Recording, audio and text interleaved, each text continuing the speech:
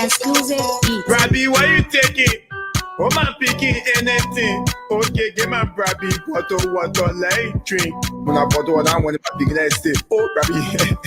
How can you know that you not know how to it? When you say answer, you must only exclusive. Love is sweet and sure I know. So I enjoy my life. Because anytime I can go.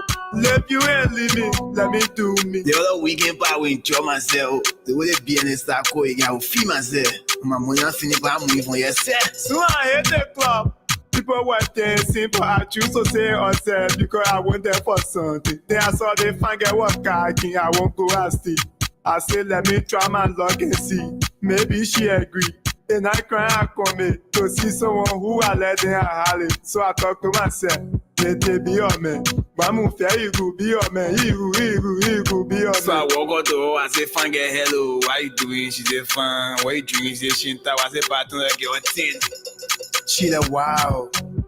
Nete, thank you. Baby, don't thank me, you deserve it. Or when you deserve it. When you want some more, I provide it. So we start to talk. Come on, so going deep and deeper. Put it thought to each again. Be like living sense in her brain. Anything I thought like, baby, let go now. She say, we going to my heart. She say, where Panaveo? She say, She agree from waiting down. We are now, I want to operate. Choosing up in a blind low door. Me when I get it down. Oh. When she talking for a jet, I thought I was a joke. When I go back there again, she thought I think I again. I won't force it. But when I force it, man, that rape that crime will go to jail. So I play my cool, I choose to leave it. When I go, I will show happy. I will go to people, I will show happy. I thought that is a hero. Take Brenna, she go and she call me on my phone. Oh, baby, I'm going to send my mobile money. No more, you send me money. I'm calling the best soup. I'm going to send it or I'm going to send it. I stay there. I won't send it, but I choose to send it. So I thought I said, text me the number, I will send it. Then I send it. More she called me, said to say thank you. I said, let me call her to confirm it. Then I called, she said she received it. Then she ordered the phone for my ear. Tell her that. Then I call her back, she say, hey, how I never back. Minute later, she text me again. I must send her talent card. I didn't take me a bit. Anyway, I sent all the card again. I did not nothing. I sent it. We gon' pass again. Me and her, then we follow again.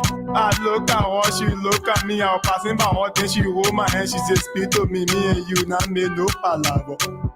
I said, speak that first. She said, play alone. What your story? I say, I get story. She said, let's pray together, man. I said, you and who? That leave me, man. At the end of the day, we stayed sitting together. We had the same conversation. We chilled the same way again. She agreed to follow me. Now again, my crib. Yeah, so we hit my crib. She said, give me water, let me pay. She came from the bathroom with towel all around her waist. Then she lay down on the bed. I'm gonna lay down too. And I make her move. When she can say, hey man, I enjoy myself, I can go to bed, we're going to enjoy myself. I really enjoy myself.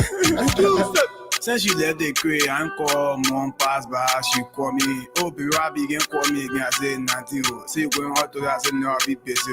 Oh, it is a light thing, one day you already get it now, so you'll be bad. I didn't know, baby, they're not here, I really busy the feed.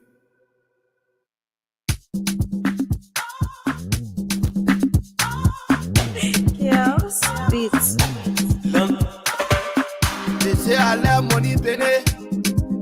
Oh, you say you love money, penny. So many say they can't love money, penny. They can't love money, penny. You love penny. Well, I what the money can do. What the money can do. What the money can do. What the money can do. Well, I what the money can do. What the money can do. What the money can do. What the money can do. I put my money in a red bank. Before I was buying the money, I don't see my money in a red bank. Hey, yeah. I never see it from Bangladesh. They can't let my style, but the money can concentrate them. Hey, yeah. Please, please, oh, you know, please, my, oh, Because you're not the boy, and be a dabuna. You a dabuna. You don't get more like one a dabuna. Today, una pay as you call. Looking for it. And see money begging, I can see that to the heart. Looking for it. And be a dabuna. You a dabuna. You don't get more like one a dabuna. Money can do. What money can do. What money can do. What money can do. Well, what money can do. What money can do. What money can do. What money can do.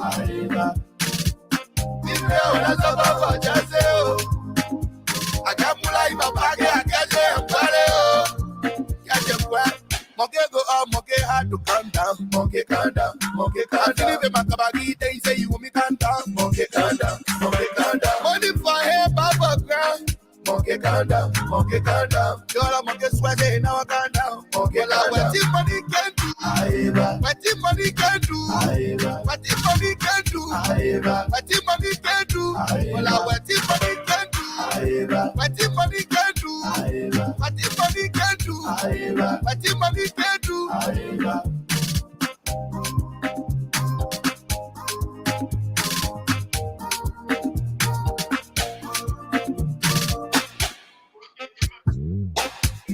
Yes, beats.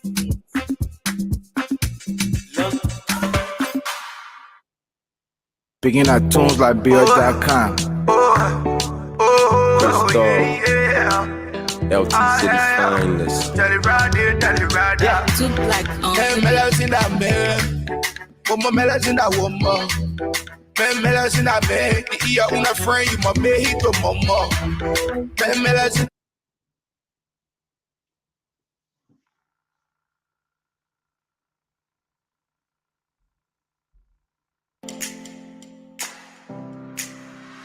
Allen Bernard International, or ABR, is a management consulting firm with a team of consultants and associates who focus on growing and transforming home healthcare agencies, nonprofits, and small businesses in other industries as well as individuals. Our services include ABR Business Support Services, ABR Accounting and Tax Services, and ABR Anti-Money Laundering Compliance Services. At ABR, we bring to each assignment dedication and commitment, experience and skills, performance-based process, integrated solution teams, and client relations. For more inquiries on our services, call phone number 469-378-3955.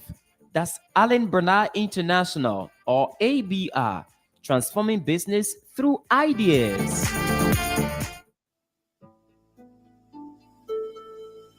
In order to keep ourselves and others safe from the coronavirus disease, we must all get vaccinated. Here are a few facts about the coronavirus vaccine. The vaccine does not have anything in it that can make you magnetic. All COVID-19 vaccines are free of metals. The COVID-19 vaccines available in the US do not contain live virus. They do not share any of their parts inside or outside of your body. The vaccine is safe for current and future pregnancies. There is no proof showing unsafe results on taking the vaccine for current or future pregnancies, which means pregnant women can also take the vaccine.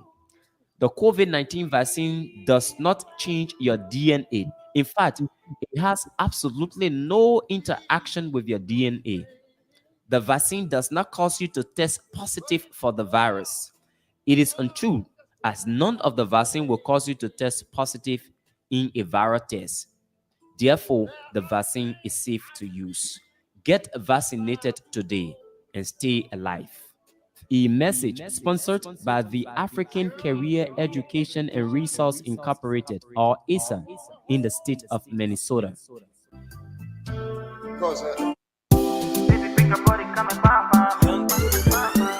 Lapu's Kitchen, a Liberian-owned business operated by Johnson and Wales University's trained chef Joyce Matowia, is your dining away from home. At Lapu's Kitchen, we prepare all kinds of Liberian cuisines, including fried and rare oil potatoes green, kidney beans, palava sauce, fever leaves, and a lot more. We also make rice bread, meat pies, cookies, Benesi candies, and all kinds of pastry products. Place in your order online today from anywhere in the US at www.lorpukatchen.com. The good news is your package is sealed in an insulated cooling box and reaches your destination well preserved and fresh. Save yourself the stress and order the best from a professional chef.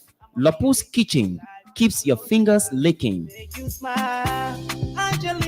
They say a home is where the heart is. That's why at Melrose Suites, we provide a conducive and safe environment for your long and short-term stay. With our 6 fully furnished luxurious apartments of 3 bedrooms each, our customers have the option of renting a full apartment or single bedroom. We also have standard rooms and king suites. At Melrose Suites, we have 24-hour electricity, cold and hot water, cable TV, internet service, and fully air-conditioned rooms. Melrose Suites takes the pressure off its customers with our fully equipped kitchens, living and dining rooms, as well as balconies. All you need is your personal belongings and enjoy your stay. We are located on Silver Beach Road in Dwazon, Lower Margibi County. For reservation, call our US number 610-986-1077 and our LIB number on 0777-588-118. You can email us at edithwaters111@gmail.com. Melrose Suites,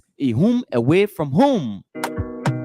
Another banger, baby, calm down. Pinter One of Delaware. Yes, it's Pinter One of Delaware, the name that counts when you talk quality painting works. For more than 2 decades, Pinter One has brought more life and vigor to thousands of residential and commercial complexes with our quality painting services. Give your homes, offices, bars, stores, hospitals, shops, etc. that look they deserve by choosing Pinter One of Delaware. For more information, call us on phone number 302-508-3034. Again, 302-508-3034. Or visit our website at pinter1.com/Delaware. Or better still, email us on ivan@pinter1.com or holly@pinter1.com. Schedule a free estimate and get 10% off by using the promo code Costa. Pinter One of Delaware. Renew your space, renew your life. She dey give me small, I know. Peter Massaquoi Insurance Agency is the name that counts when you talk quality and affordable insurance services. Located in central New Jersey, Peter Massaquoi Insurance Agency provides homeowner insurance, commercial and business insurance, auto insurance, life insurance, and a lot more. We partner with over 20 top-rated companies to ensure we provide affordable pricing and quality services to our clients. Not only that, we also offer free financial planning consultation, and we are licensed in 20 states across the USA. At Peter Massaquoi Insurance Agency, our staff are well trained to handle all your insurance needs. Visit our website on www.pmassinsurance.com or call us on phone number 609-571-3037. That's 609-571-3037. Peter Massaquoi Insurance Agency, your low-cost insurance partner. I think America, come fight me.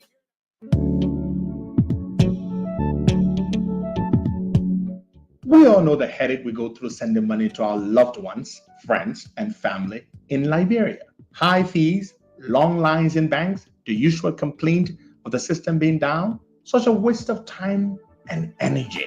That is why I was very happy when I learned that SendWave is now in Liberia. So now I can send money anytime from anywhere directly from my smartphone to the MTN Lone Star Cell mobile money account of a loved one, friend, or family within seconds for just a tiny fee. So download SendWave now to your phone from your Apple Store or Google Play Store. Add your details, and don't worry, they are very safe and secure. And start sending money today. Don't forget to insert the promo code COSTA to get free $5 credit added to your first transfer. SendWave is secure, super fast, and by far the most affordable way to send money to Liberia. I'm Henry P. Costa and a very happy customer. Thank you.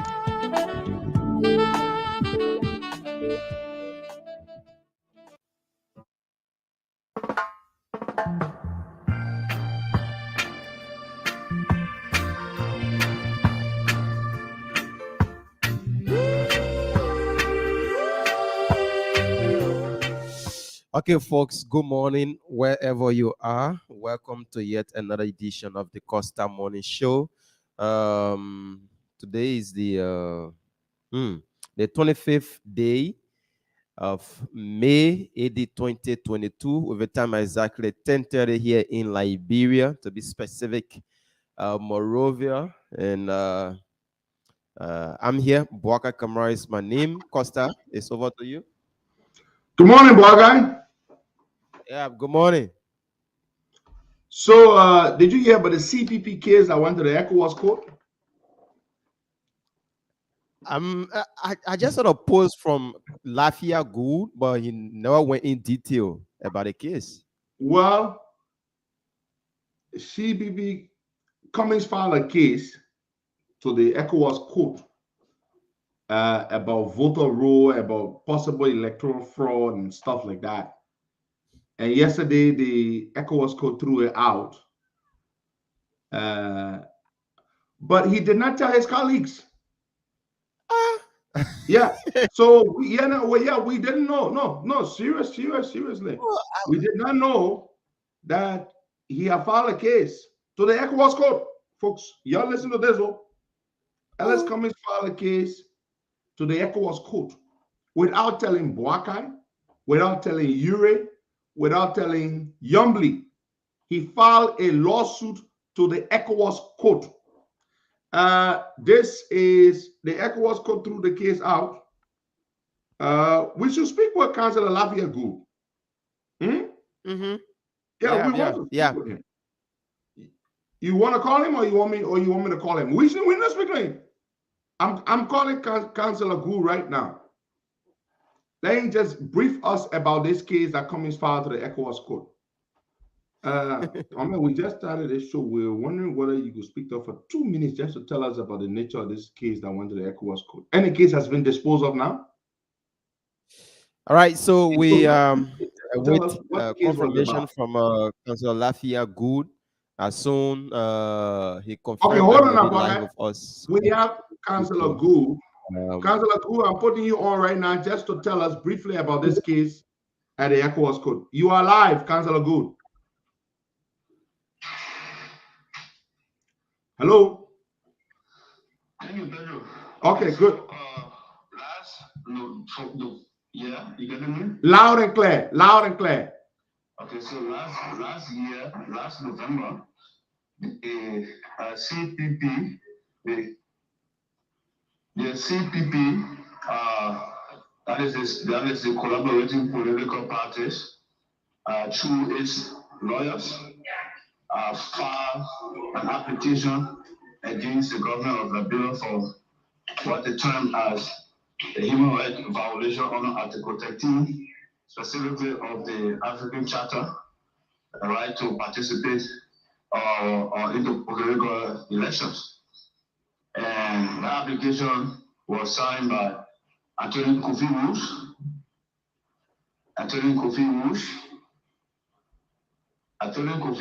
and also the lawyer from Nigeria, Fimi Falana, represented the CPP. And so basically they filed for an expedited proceeding before the elections are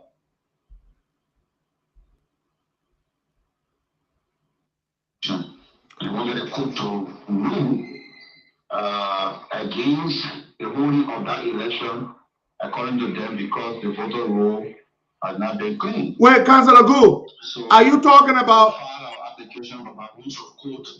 When you file an application, Councillor Gu, are you talking about they wanted to have an injunction placed on the 2020 Senate elections?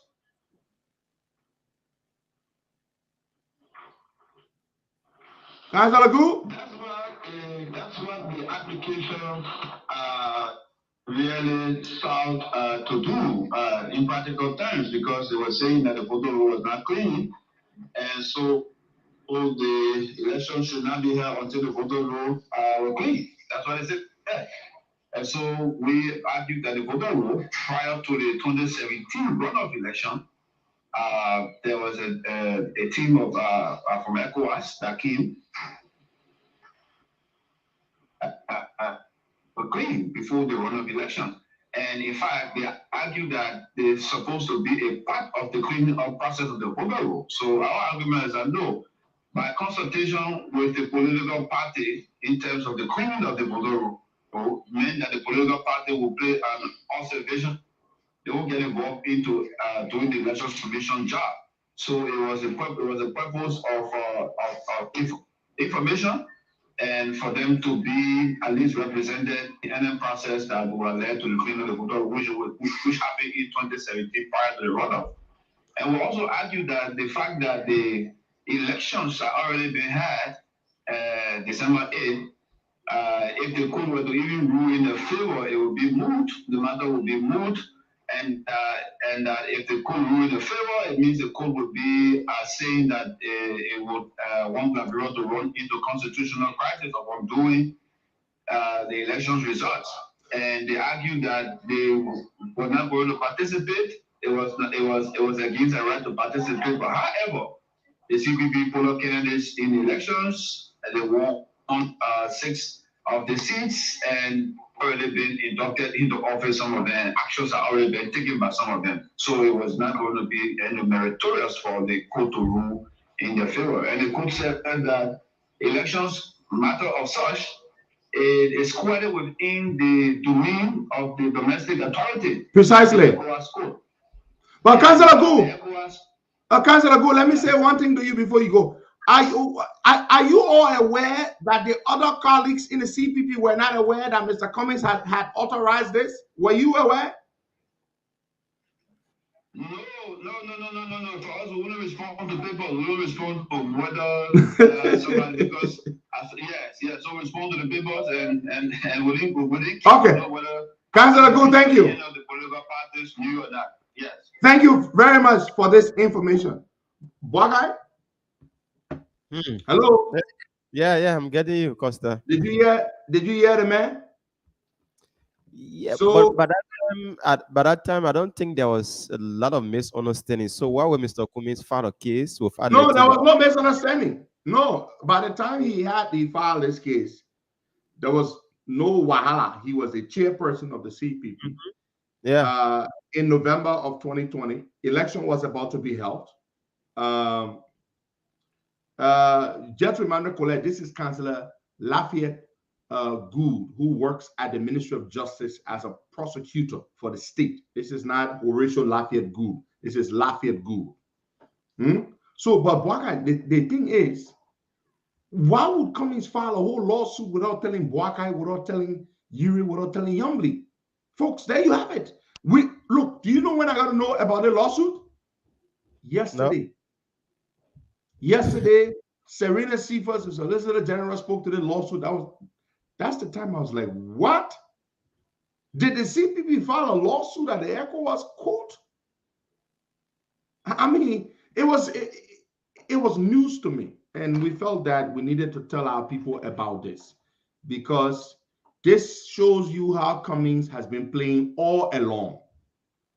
You alone, you cannot get up and file a lawsuit when you are an organization of 4 parties. You alone cannot file a lawsuit on behalf of that organization, even if you are the rotational chairman of the organization.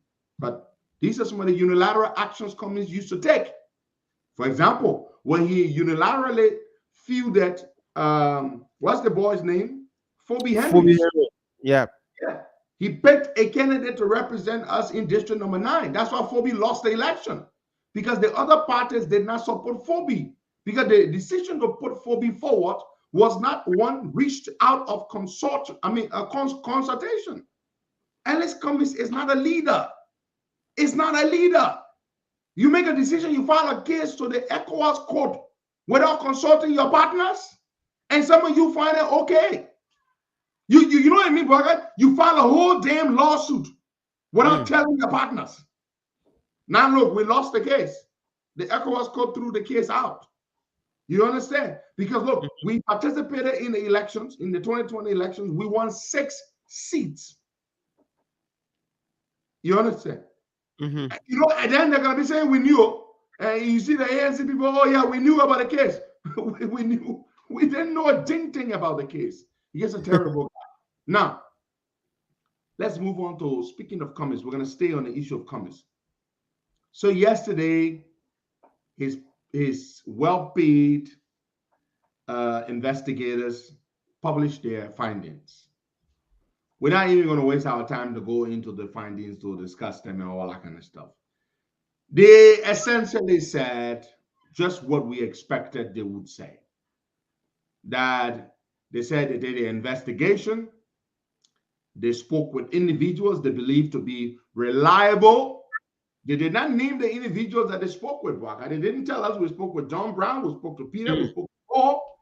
They just said we spoke with individuals we believe to be reliable. The opinions expressed here were opinions that we arrived at based on our investigation, and we found that that Ellis Cummings is innocent of the allegations against him. That's it. Their conclusion: Ellis Cummings is innocent. Now, the point is, we didn't give a damn about the investigation. It was a waste of money. As I said, Ellis Cummings didn't commission this so-called investigation for Liberia. It doesn't change anything. Cummings is still a fingerer and a forger. It doesn't matter what his investigators uncover or what they say. All we know, Ellis Cummings forged and fingered the CPP framework document. It will change nothing. Their investigation, their findings have no bearing whatsoever on the process. So he did that whole investigation for his friends abroad. You know, he sits on a number of foreign boards, right? Corporate boards. So that investigation was done to appease those people, to allay whatever concerns they have that he's a fingerer and he's a forger of documents. So it is for them.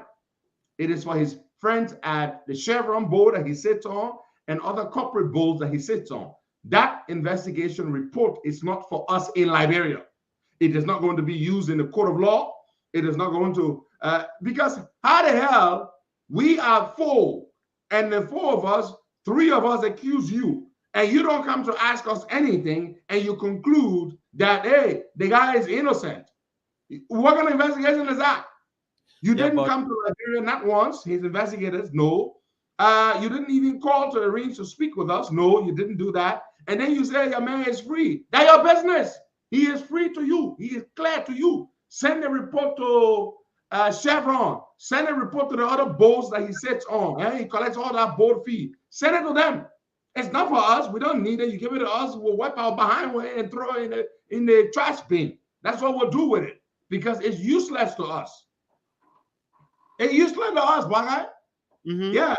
What I'm trying to say is that having a press conference or having a the release of that particular document without the presence of media institution to ask some difficult questions, that's another thing. Because we want to know who are the individuals they spoke to. That's the first thing. Where it cut across the board that you went to the Liberty Party, the ALP, the Unity Party, or it was done based on its ANC. Because the hard question now is, they only spoke with ANC people. Why? But how you carry on an investigation with you just speaking with one set of people and leaving others? But the whole idea was they knew that we wouldn't speak with them. They knew that we were not going to speak to them. So they line up their own people that they spoke with, And whatever they told them, that's what they put it. That's why they put a disclaimer in the report. At the bottom of the report, they put a disclaimer. The disclaimer is that all the statements made in this report, they are opinions. All the inaccuracies and omissions that were made, we do not accept responsibility for them. So you see that? That disclaimer is clear enough. That even should raise an eyebrow to Mr. Cummings that the people want to say it's standard. They say a standard disclaimer. Yeah, this is but that is irrelevant. What is more important is you did an investigation. You didn't speak with anybody else from the other sides, the three other camps. You only spoke with your own people, and you concluded that Cummings is clear. Now, I say that investigation was not for Liberia, Bwakai. It was for Cummings, his people abroad, the boats that he sits on, the millions, the hundreds of thousands of dollars he collects yearly in boat fees from the various boats that he sits on. That investigation, that report was done for them to assuage them of their concerns that he is a board member of these publicly traded corporations or companies, and one of their board members stands accused of forging and fingering a legal document. So they did the whole process for them. They probably spoke with Misappropriation. They probably spoke to Martin Kohler. They spoke to Elisha Stowe. That was enough. They didn't need to speak to the other side. And that's supposed to be a forensic investigation. Do you know what a forensic investigation is? It's a sweeping investigation that cuts across that's why even if they tell you things you don't like, it should be in it. The investigation say everything is business. Cummings is a nice guy, he's a clean guy. Then they want us that the people are credible. Let me tell you something. Lawyers represent murderers and drug dealers. Lawyers represent hardcore criminals. So you telling me, the integrity of the lawyers, to hell with that. Lawyers all over the world represent hardcore criminals and murderers, even when they know their clients are guilty. They go in court and they try to make a defense for them and say they're innocent. So if they can defend murderers and money launderers and terrorists, how much less of a fingerer and a forger? But on one hand, these lawyers represent murderers, drug dealers, then what about a fingerer? I mean, Cummings, compared to these people, his crime is like it pales in comparison. These people represent murderers and drug dealers, and Cummings is only a fingerer and a forger. That's what he is. Who knows? Maybe he's going to graduate to murdering level at some point, God forbid, if he were given power, which I'm sure is not going to happen. So nobody should be like, oh yeah, okay, these lawyers and credibility are big. Lawyers and credibility. Lawyers represent anybody for the right price. They represent a murderer. They represent a gangster. They represent anybody for the right price. That's the first thing about lawyers. Because I see posts from other people saying that this case or this report by this international firm will exonerate Mr. Cummings internationally, meaning that when there is anything a discussion and people bring up this particular case about Mr. Cummings, you'll say yes, there's an investigation. I was internationally cleared. I was cleared by international friends. And I say it's for international friends. It's not for us in Liberia. All we know, Cummings is a fingerer and a forger. Let's move on, yeah. Let's go talk something else. The King George situation, Wakai. The King George situation. So yesterday we reached out to the government folks. They're already aware, of course. We didn't even need to tell them. One government official told me today that an investigation will be launched. And when you look at the way Liberia works, when people tell you about investigations, it just make how weak. No, to be honest. Yeah. No, when such things happen and they tell you, oh, we'll investigate the spillage and what happened. Because even during Ellington, there were several spillages that were reported. But Do we ever recall action ever being taken against the Nope. company? No. Mm-mm. So when the government official tells you, oh, we're going to investigate this situation, I'm like, okay, you know, because the companies always get away with it. The companies always manage to get away with it. They do terrible things to our people and they get away with it, and it's painful. It's very painful. And you know, Paga, you know, somebody told me yesterday, we were talking, and the person said to me, you know, the Liberian people are the ones who vote badly. They vote for the wrong people. They vote for the wrong people? So you mean Charles Taylor was the wrong man because he was a bad leader? Ellen Johnson Sirleaf was the wrong woman because she was a bad leader. George Manuel Weah is the wrong man because he's a bad leader too. So you mean all the people they vote for, they're the wrong people? You see, you have to understand, folks, this belief that some of us have, that the people don't know how to vote, you are wrong. The people have voted for people who stood up and told them, we will save you. We will change your lives. We will do this for you. We will fight corruption. We will bring development. We will create jobs. Have the people not been told and promised all these things by politicians? They have. When they are voted for and they come to power, what do they do, Bogart? What do they do? They change. Don't do any of those good things they promised. So you see, Bogart, it is not the people that vote the wrong people. The people they vote for are all just bad. Yeah. At this point, Bogart, we're doing Coco and Missy. We don't know. There is no guarantee that anybody we're going to vote for is going to be good. You know why, Bogart? Because everybody we have voted for has been bad. So when you look at the voters and tell the voters, say, oh, that y'all don't vote the wrong people. The wrong people, it doesn't matter whether they know both, they're not know both, they're all bad. Bogart, Ellen, you both, you are bad. Joey ain't no both, he bad. Doesn't matter. Country, Congo, they are bad. So it is not the wrong people. It is the people are just bad. The people, so leave the voters alone and say, oh, the Liberian know how to vote. Where are the Indians? Hello, Bogart, show me the Indians in Liberia. Show me, have we had a situation where one political party is on record for not being corrupt, for not murdering people who they consider their enemies, for not witch hunting people and suppressing them who they believe they're enemies, for one political party that is great and another political party that is bad? Show me. Then give the option to the Liberian people. Let them pick. Let the people present them the options. You see their party?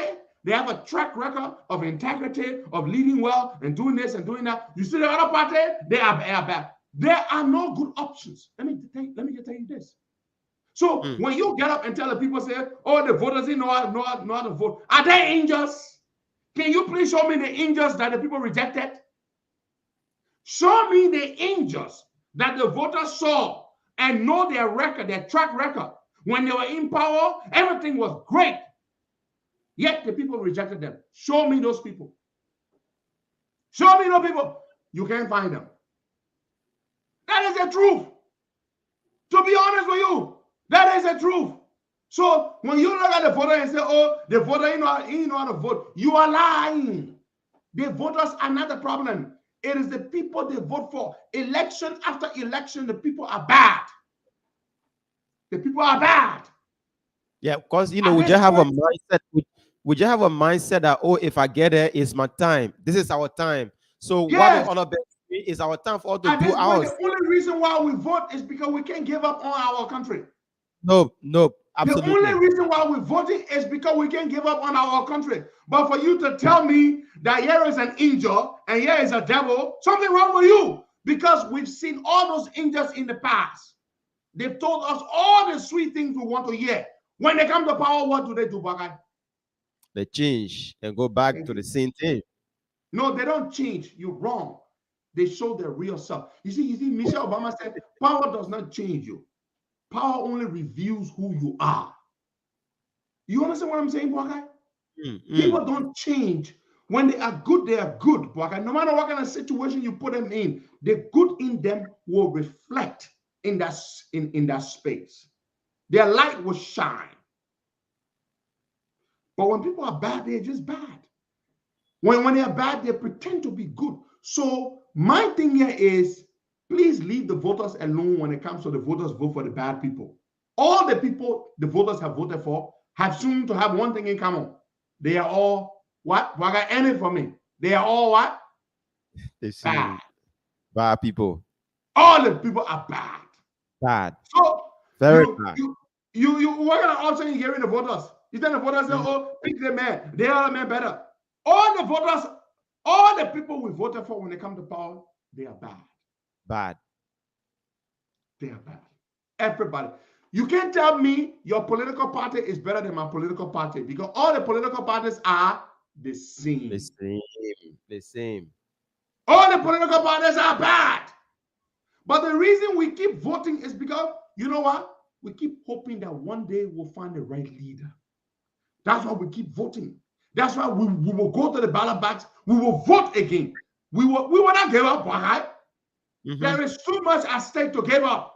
This is our country. This is our life we're talking about. So we will keep voting. We'll keep voting. We'll keep voting. One day, I pray to live in a Liberia where people will not defend their own man because their own party, because they say, oh, hey, your own party use a steal too, so that the first time for a government to steal, and your own president used to, and your own president used to be bad too, and they used to kill people all night too. So that the first time for president for somebody to be in power, then somebody die. You see the defenses people give? You see the defense that people make? That's the kind of defense they put up. I pray to live in a Liberia where I'm not going to have to defend the person I vote for when they do wrong. So all we are doing here, we are hoping. You have no guarantee that anybody will be a savior. No. No guarantee. But there is too much at stake that we cannot give up. So don't let anybody tell you that the candidate I'm voting for is an angel. You don't know that. There is no angel. You don't know that. You know what you have? Hope. Liberian voters operate on hope. That's all you're operating on. I'm hoping that my candidate would be better. That all you got is you're hoping. I'm hoping my candidate will be better, because you know what Lincoln said, Abraham Lincoln? He said, any man can withstand adversity, but to test the true character of a man, give him power. Power. Are you listening? Yep. Any man can withstand adversity, but to test the true character of a man, give him power. So all we are doing here, we're just hoping on people. We have no guarantee that they will be the right leader. Some of you don't like to hear it, but I don't give a damn, because that's what I believe. And what I believe is what I always tell people. It is a thing with me. I don't have to pretend. We will not give up on our country. We will keep voting, and we must keep voting. But sadly, one government was there. They did the same thing. Another government comes, perhaps they do even worse. When will we ever have the right leader? Again, the only way we'll find out is we keep what? Voting. Voting. We keep voting. But what did Ellen didn't tell us? What didn't Ellen tell us? Ellen said all the things we wanted to hear. Yeah. Ellen had all the connections, all the visions to fix the country. Look at how she left the country. In the hands of George Weah. So my people, all you have is hope, yeah? Don't act like you and God had a conversation and God told you that John Brown will be the savior. There is no savior. We're just hoping. I want to tell you that. I know some of you don't like the sound of that, but that is the truth. Ask yourself, really simple. Yeah, Costa has a point. What do I really have to be convinced that John Brown will be better than Paul? The voters are at the mercy of the people they vote for. The system is so bad that there is nothing in place that ensures that the people you vote for behave well. You are at their mercy. You know, I always say this, the Liberian people will make, the day we put the right president there, it will be by accident. Because we don't really know for fact Who? We are Who just that trying. person is? Who the person is? We don't know. We are just trying. So one day we'll have the right leader that will change the whole damn country, and then we'll be like, damn it. My tune changing, and my tune belong to your mom and pa before you say my tune changing. I'm just telling you the truth. Some of you want to question, oh, but I thought God supporting Joe Boga. Did I ever tell you Joe Boga was an angel or was a savior from God? No. I'm telling you the general problem with Liberian politics. That's a general problem. This has nothing to do with my support for Joseph Boga. Talk about cause that tune changing, you damn son of my swan. My tune belongs to you. My voice does not belong to a political party. I keep telling you this thing. I'm too educated, too sophisticated for you to look at me and think that I belong to a party. My voice is to make somebody president. Now, you think what my mom born me for? I always tell you anything. Don't get it twisted. We are here for Liberia, not for a candidate for president. Not even for my interest to become senator or to become president. That's not why we are here. The interest of Liberia is greater than my interest to be anything. What's wrong with y'all? You think like y'all, eh? That your party saying nonsense y'all can be on? Oh yeah, that my party, yeah, my party. You hold on to parties that don't mean shit. What distinguishes your party from the other party? Why? When you party were in power, secret killings happen. Hello? Why? Yep. When your party was in power, people were murdered. When your party was in power, millions were stolen. When your party was in power, they won't happen. So what makes your party any better? It is not political parties that are good. We are looking for the right individual. Me, I have hope. Hope. What did I say? Hope. H-O-P-E. Can I see this hope? Can I have hope? My own hope different. I have hope.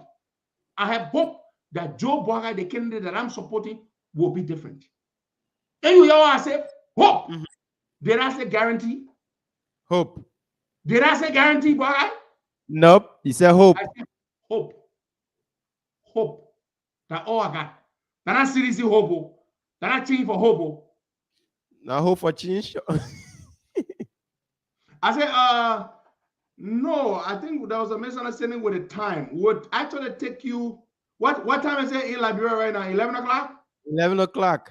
No, we'll take you at 11:40. You are in the back room there. I'm sure you can hear me, brother. Yeah? You're all set. So I don't want to kick you out to come back, but just, yeah. So we'll take you at 11:40 sharp. Yeah. These are the students from India. They have a serious problem there, and we have to discuss it because it's affecting them. And they are our Liberian brothers. That's why we are here. That's the primary reason why we're here. So you see, one of the things about me, people don't like to hear me. I'm not a conformist. I'm not a wagonist. I'm not on the bandwagon with you and following you all around. And I tell you the truth. You don't like to hear it, that's your business. But I tell you the truth. All I have is hope. Some of them expect me, but I got to tell my people who believe in me and listen to me that I have guarantee that our candidate is an angel. Why would I tell you that? Why must I tell anybody that somebody is an angel when I myself, I'm not an angel? Angel, yeah. Joe Boga is not an angel, and I will never tell you that, and nobody will make me tell you that. I am not going to ever say that. Liberia is such a bad place. Liberia is such a terrible country. Leader after leader. Many of you believe John Weah are going to be the savior. Boga, I know many Liberians who felt that Weah was going to be the savior. They felt that Weah had all the answers. I don't know why they felt that, but they felt that way. They said the man got love for the country. Yeah, from the slum. Yeah, the man from the slum, the man got love for the country. Weah will help the people. Weah will change the country. Many of you believe that. You believe that. They believed it more than anything else. In fact, they felt that it was a guarantee. Today, look at them. They're crying today. Oh, but are we a mayor so? Did I see mayor so? You see it? Yeah. Let's move on to something else that somebody just reminded me about. The road fund. The road fund. We've been meaning to talk about it. We're going to talk about it today.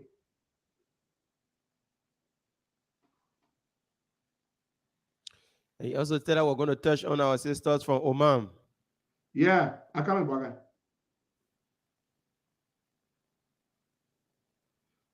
I have to reply to this message here. It's a personal stuff. Okay, good. So the road fund, millions of dollars, misapplied, misdirected, millions of dollars. Okay. You know, this road fund was established on Ellen. The idea is a good idea. They levy, I believe, 30 cents or so on the please tell these gentlemen, man, they have to go in and come back out. Tell Martina, we will take them at 11:40. Not now. They can't be in the back room. You go in, you come back out, please, at the time. Yeah, it's kind of distracting having them in there and they're not on. So just go in and come back. I don't want to just go log out and come back on the time that I say you should come on. The road fund, the GSC just conducted an audit. And they found out that millions and millions of dollars of the road fund, $25 million. Are you listening? $25 million of the road fund.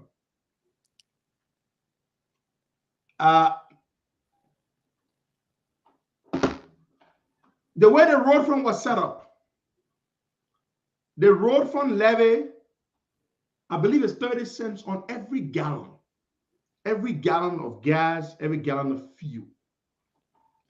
That's the way the road fund levy is set up. Every gallon. When you bring the products in, you pay, and the money goes to the National Road Fund account. The purpose of the road fund money is to maintain existing roads. It is very clear in the Road Fund Act to maintain existing roads. That's the purpose of the road fund money. It has absolutely nothing to do with building new roads, nothing to do with building other projects.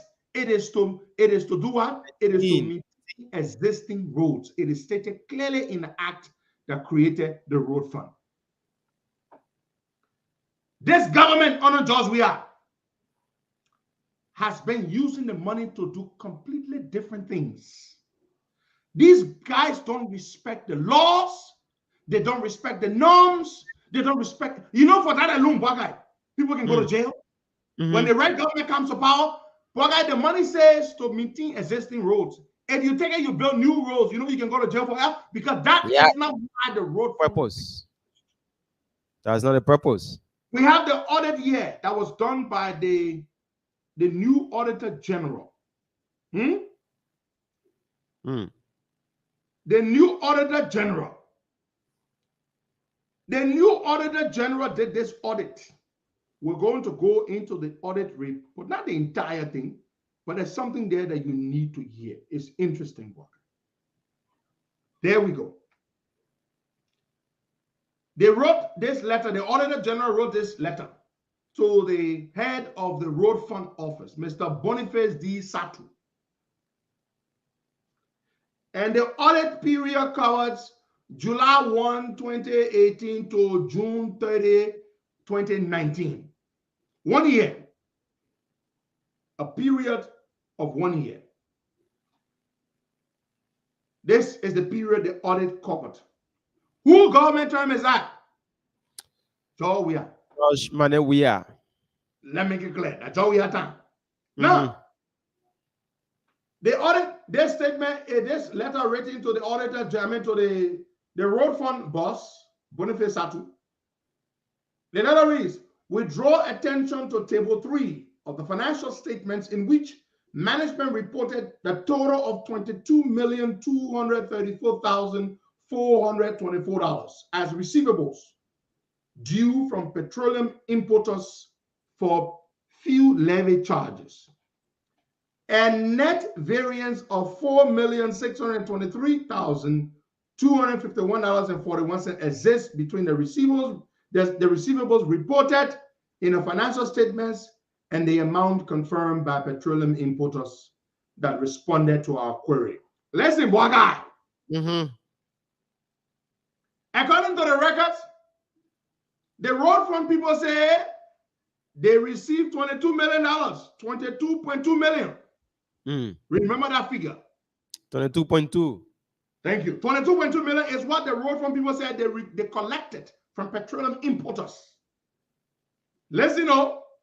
When the auditors went to audit, the auditors went and spoke to the petroleum importers themselves who paid that money. Who paid that money? Anthony Gay. If you don't stop here posting your comments for president, I will block you. You will not swam my whole live feed with your comments for president. This is your last warning. Anthony Gay. If you do not cease and desist immediately with repetitively posting comments for president, I will block you right now. And I know you love this show. You watch it every day. So it will hurt you when you are blocked and cannot watch it. Please behave yourself or I will block you. You laughing? You know you my man. You can do nonsense, but you my man. Stop posting your comments for president. Anybody who does this with Joe Biden. How you other man will just take one line, just be posting it repetitively. Don't do it. Don't do it for Baga here. Don't do it for Cummings here. Don't do it for Ure here. Don't do it for We Are here. Go do it on your page. You want post comment for president? We have a president. Baga have a president 1 million times. Go do it on your own live feed. Don't do it yet. I beg you. We will not hear for that one there. Let other people's comments be seen. You alone can just be posting the one thing or. You post it 2-3 times, all right. You got your right to campaign for that man. Oh, so you put it 2-3 times, you tell me that he can't put 3 times. Oh, but the man get to it. Yeah, man, 2 months now. All right. Okay, so let's move on. So listen. They're platform for all of us, right? Y'all got it right when y'all can push your candidate and nobody say y'all might not do it. But the point is just don't do it excessively. It's wrong. You want to say Costa for president, say Tevez, you're right. But you do it over here, it will be annoying too. So it applies to everybody. You have a president, and you business. But don't do it over. You do it over, will block you. What's happening for president? Now your business. All right, let's go back to the audit report. Let's go back to the audit report. So, Boniface Satu, the head of the road fund office, he told the auditors from GSC, they're not Bwagama saying he told the auditors from the GSC that he received $22.2 million from the importer. Then the auditors, when you tell the auditors that, the auditors are not just going to stop. The auditors went to speak with the importers themselves. Say, look, Boniface Satu just told us that you paid him $22.2 million in road fund, in fuel levies. You know what they did? The auditors asked the importers to show their records, their receipts, their payment records, the money that they paid to the people. When they brought the records, they identify a variance. You know what? You know what a variance is, Baka? You tell me you received $22.2 million. I go check. There's a variance of what? $4,623,000. Wow.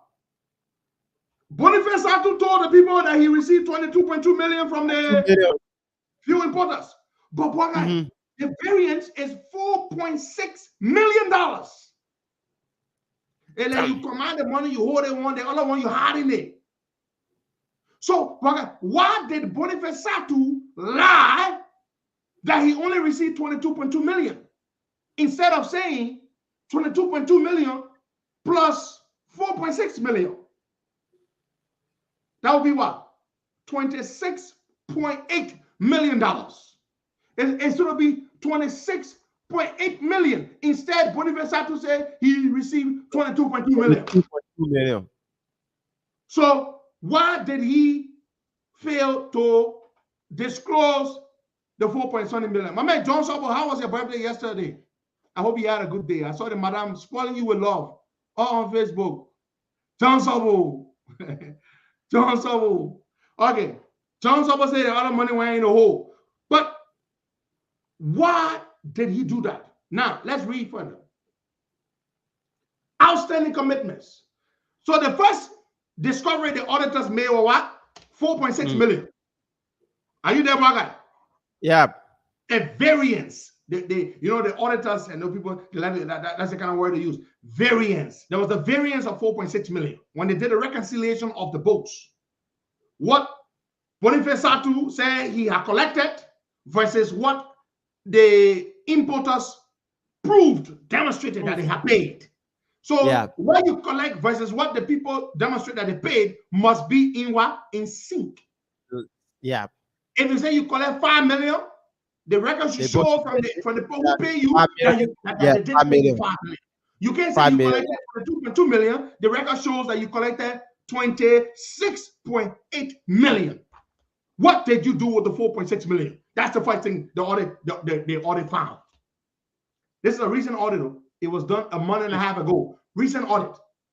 The second thing the audit found, furthermore, for the period under audit, I'm reading now, folks. There's a letter that the Auditor General himself wrote, Mr. Gaswa Jackson Sr. The National Road Fund Management did not disclose in the financial statements. You see, they were hiding the money. Burger, are you listening? I'm following. You write your own financial statement and you refuse to disclose certain amounts of money, millions and millions and millions of dollars. These dirty son of my swan them. Listen to this, Burger. The NRF management did not disclose in the financial statements commitments to contractors totaling $6,100,508. So we're talking about 6.1 million. They did not do what? They did not disclose this to contractors. So this is their commitment to contractors. 6.1 million. The contractors they're talking about, you know what kind of contractors they're talking about? Contractors, no? Road contractors. You know, the road fund, they deal with roads. Yeah, so, maintenance. So they did not disclose in their financial statements that they were owing the commitments contractors 6.1 million. 6.1 million. But why would they not do that? Why would they not disclose in their financial statements that they made commitments to the tune of $6.1 million? Let me read further. The outstanding commitment is an obligation against the total cash balance of $2,936,639 brought forward as of 30th June 2020. There is a restriction of $6.1 million brought forward commitment on the closing cash balance reported in the financial statements. Our opinion is not qualified in the respect of the above matters. So, why did these boys not disclose all this money? They had commitments. They did not disclose them. Why? They didn't do that. We're talking millions and millions. You know, you've heard other people say the people stole 20-something million, right? It is not 20-something million. The audit report is saying something else. And the audit report we're reading here is talking millions of dollars, but not 20-something millions of dollars. The audit report is saying something else here. What the people are talking about is that they are diverting the money to do other projects. They are sending some of the money to the Ministry of Finance. The road fund money should not go to the Ministry of Finance. Samuel Tuwe should have absolutely nothing to do with the road fund money. The road fund money should be managed by the road fund to finance existing road projects, to maintain road projects. The money should not go to Tuwe. The money should not go to WIA. But they're not saying 25 million got missing. The audit report did not say that. That is incorrect. The audit report said, as we just named, a variance of $4.6 million. That one there, it disappeared. From the petroleum importers to the road fund office, the money lost. Abracadabra. Somebody play magic. Are you listening to me? Jeff from Freeport to Cinco, the money From Freeport to Cinco, where the road fund office is, 4.6 million come missing. Also, a total of 6.1 million in outstanding commitments to the contractors was not reflected in their report. You see what I'm saying? So what happened here is, Bwakai, millions of dollars unaccounted for and millions of dollars diverted to do other things that the road fund money should not be used for. Sameto, you're calling it, bring the amount of money. McGill. They should not take any money to the Ministry of Finance, Bwakai. The road fund money is to maintain existing roads. The road fund money, but Bwakai, forget the money that they diverted. What happened to the 4.6 million? That's a question. Another question there. The 4.6 million that disappeared. The road from Boniface Satu said he only collected 22.2 million from the petroleum importers. The auditors went to speak with the petroleum importers. The petroleum importers said, no, we didn't pay 22.2 million. We paid 26.8 million. So there's a variance of 4.6 million. Where did the 4.6 million go? Where is that money? That's another question. Where? It's not just simple. I sent you to go collect money from me. You went and you collected 1,500. You came back, you only presented me 1,400. Where is the 100? Okay. What happened to it? You account for it. Did it slip and fall out of your pocket? Pocket. What happened to the money? It left from in the 1,400. The way the boys steal is just stupid. The way they steal. Because the way they steal is, this is so easy to uncover, okay? Okay, it's so easy to uncover. It's not even sophisticated stealing. It is stupid amateurish stealing. You collected $26.8 million. You only presented 22.2 million. What happened to the 6.8 million? The 4.6 million. Where did it go? It is a very, very easy thing to grab you for it, Bwakai. It is easy to grab you for it because this is not how you steal. The money disappeared. $4.6 million is a lot of money for it to just disappear. This is not hard. You don't even need to be an auditor. Bwakai, do you need to be an auditor to discover this? No. But Costa, the guys, when they are stealing, once they know that they have top government officials like McGill, the Tue, the Weir, once they are involved and Weir, McGill, or Tue having a share within that particular... in the case here, who needs to answer us? That's Sanama Swan Boniface Satu. Boniface Saki. You the one I sent to collect the money, Bwakai, right? Yeah. You bring my money 200 hours short. Now who am I going to ask? I'm going to go ask Bwakai? George? No. I'm going to go ask Anthony? No. I'm going to go ask Teves? No. I didn't want to send to collect the money? No, you say me. Exactly. So, Bwakai, if you allow Anthony or Teves to convince you, say, oh, let's eat the cheap money, man. Now you hold me. Exactly. I'll be responsible. Boniface Satu is the one who is the head of the road fund. He collected the money. So you collect the money and you allow somebody to convince you. Because I know that's not brave to eat 4.7 million on his own. No. Hello. It will never happen. You all right about brave to eat that money. So the point is, if you sit down there and you let somebody tell you, say, bring the money, let's eat the money. Bwakai. Nadio can find hey man, let's eat it. Who will hold? You hold me. The day we're ready to tie you, we'll hold Boniface Satu. When we tie you, that time Boniface Satu will call the names of the people who you get the money to. Allah? Nope. The records are there. They already report them what they're doing. Y'all think say nothing will happen. Y'all will go free. When your government time finish, y'all will go free. We will hold the record there. We'll go in for Boniface Satu. We will grant us an Amaswan. When we're ready to tie him, he will call the names of the people the 4.6 million now went to. The thing simple, Bwakai. You collected 26.8 million. You only show on your books, in your financial statement, you only reflected 22.2 million. Where is the balance 4.6 million? Who are you? They're gonna steal here. That stupid stealing. It's too stupid because it's easy to tie you for it. It's easy to tie you. You take government money, 4.6 million, you chop it. Eh? You chop it, and you think you will go free? The misapplication. You take millions of dollars. The road fund money is to be used to maintain existing roads. You allow the men in the executive branch or convince your men bring the money, will use it for different things. You give it to them. Let Billy spoke back. Forget about that robe in him. Yeah, let Billy spoke back. You look at the men and they say, oh, we need to pay payroll. I mean, you know it's shell. I mean, you got road money that you know it's shell. We're not calling enough money to make payroll. Give us 10 million. We'll make the payroll later on. We'll get about you. We'll hold you for it. The road fund money was not to be used to make payroll.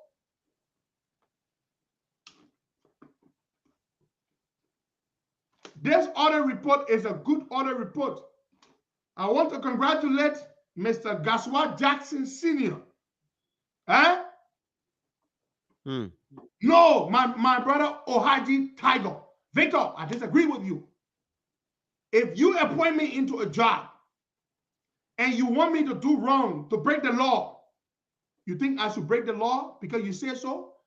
What should I do, boy? Resign. Or say no. Don't make any excuses for Boniface Satu. Boniface Satu is a full-grown, rusted man. Don't come make any excuses for him. Somebody tell you, say, put your hand in the thing and take the money out. Then you can't tell me, say, oh, Boniface Satu, oh yeah, when I bleed, man, you try to get the money to. He the one will call up man in need later on when we ready to tie him. Dofa Tabe. Dofa Tabe. So don't make any excuses for Boniface Satu. Boniface Satu lied to the auditors.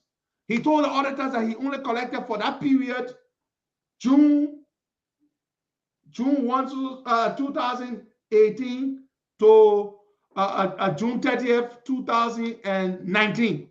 He told the auditors that he only collected 22.2 million. They found out that he collected $26.8 million. $4.6 million missing. So you say, woman, lean and go look for your bosses. You hold a roll will tell you who made the steal. Right, boy? The roll will name his accomplices. That's the way it works. You tie Boniface Satu, when he's looking at something at 25 years, 30 years behind bars, Boniface Satu will call a man in need. Yeah. Hey, you understand? Sure. He will call a man in need. The man who told him to take the money and bring the money. The man who told him to make false declaration. Bill Cousins said the future government will not do a damn thing. Yeah. Bill, I don't blame you, my friend. You're a good man. I read your comments you make here on the show all the time. You are a patriot. You say that the future government will not do a damn thing. You have a point, but we are hoping that the story will change. Because all these things we're saying, Waka, you and I can do nothing. That the next president, if Joe Biden decides he want all the people to go free, they will go free. There is nothing Henry Costa will be able to do. Let me just tell you. By the time you help somebody become, even they were suffering, you help them become president now, it's different now. And let me tell you something, it's different. You have no way of making them do what they don't want to do. Let me tell you something, let the man want to eat. You get the man food, the man eating, the man get full. When the man start making shower on you, you want to open your door and take out the food. The food the man got. The man got full. All we can do is we can hope that the next government will be different. That's all we can do. But these kind of things should not go free. It is the culture of impunity that has this country the way it is. One government comes to power, they steal, they do bad, they go. The next government comes, the reason that they don't go after that government that is succeeded is one reason, because they themselves intend to do the same thing. The reason the next government, the government that succeeds, the succeeding government does not take action against the government that they are succeeding is because the preceding government is because they want to do the exact same thing the preceding government did. That's all. It is as simple as that. If you trust yourself and you trust your intentions and that you are not going to steal, you are not going to steal, then why should you let the old roads go? Why? Yeah. Why do you let the roads go? Because you know you will not steal yourself. So start with the people you succeeded. When this government came to power, why they didn't go after the past government to prosecute them? That was the agreement we went into. There were tons of audit reports. Why they didn't prosecute the past government people? Because they know what they intended to do. Prince Masakwe asking me a question. Let me read what you wrote. So you're no longer optimistic of JMB ability to solve the problems. You are wrong. I'm telling you, consistent with what Liberia has been, I have no guarantees. You want me to tell you I have guarantees that when Joe Biden becomes president, he will prosecute all these people? I will not tell you that. Do you know what a guarantee is? I don't have guarantee. I have hope. What I have is hope. That's all I have. I don't have guarantee. There's a difference. A guarantee is when you know for a fact 100% without doubt that it will happen. Why? Do you have guarantee of anything in life? Do you know whether tomorrow morning you will wake up? Nope. You go to bed. Do you know whether I will wake up tomorrow morning? No, nobody know. What do we pray for? Long life. Oh, so we have no guarantees in life. I don't doubt Joe Boaga's ability or Joe Boaga's integrity. But you want me to tell you that I have guarantee? I don't have any guarantees that Joe Boaga will do X, Y, and Z. What I have is I have confidence, a degree of confidence in Joe Boaga.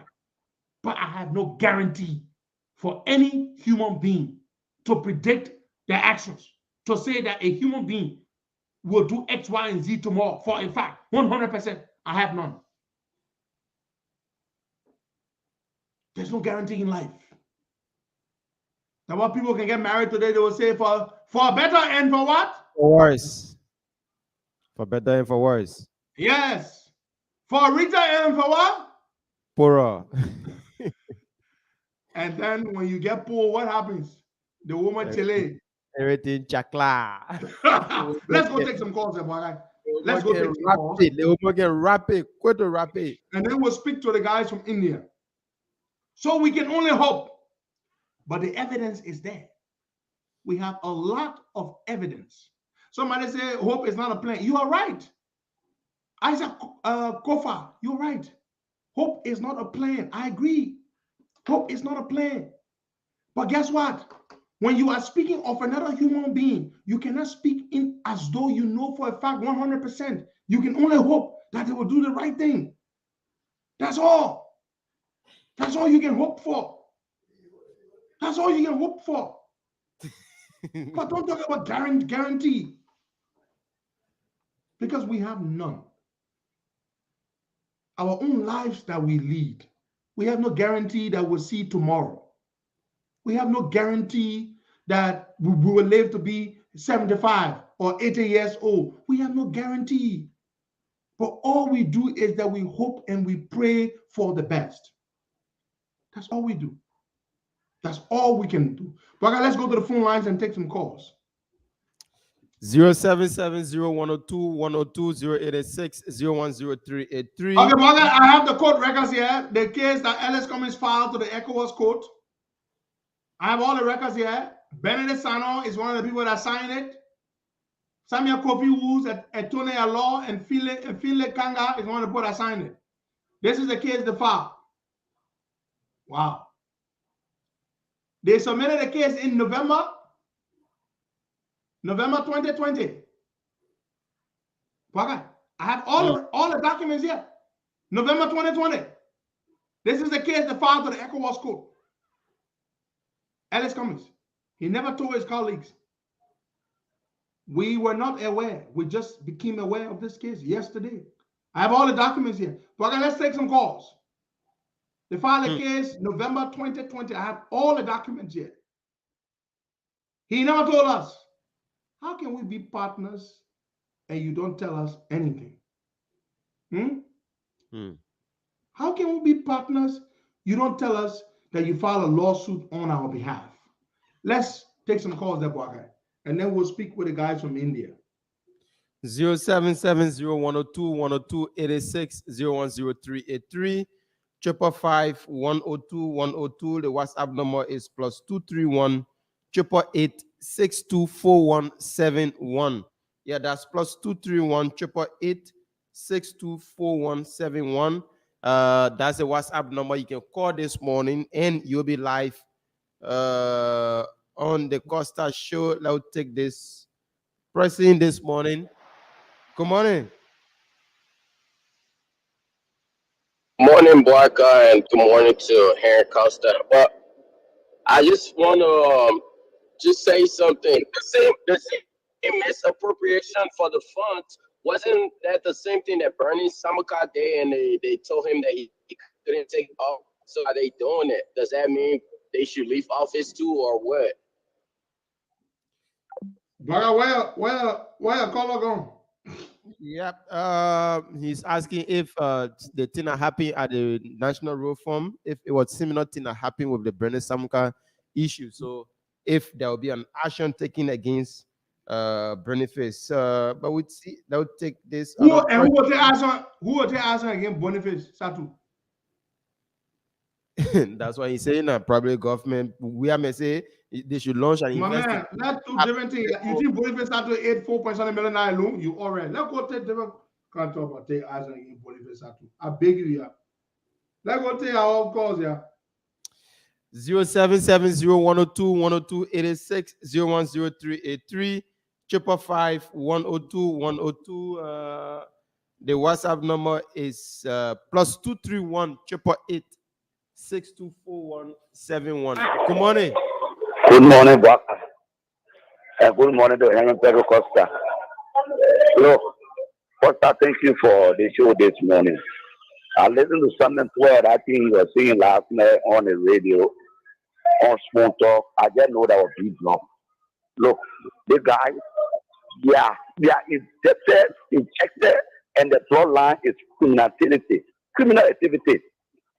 That thing, what they did, they prosecute Bernie Samakat. It's a good thing that they did. You know, every hole you dig hole for yourself. This is the number money that they took from that road fund, they will put it back.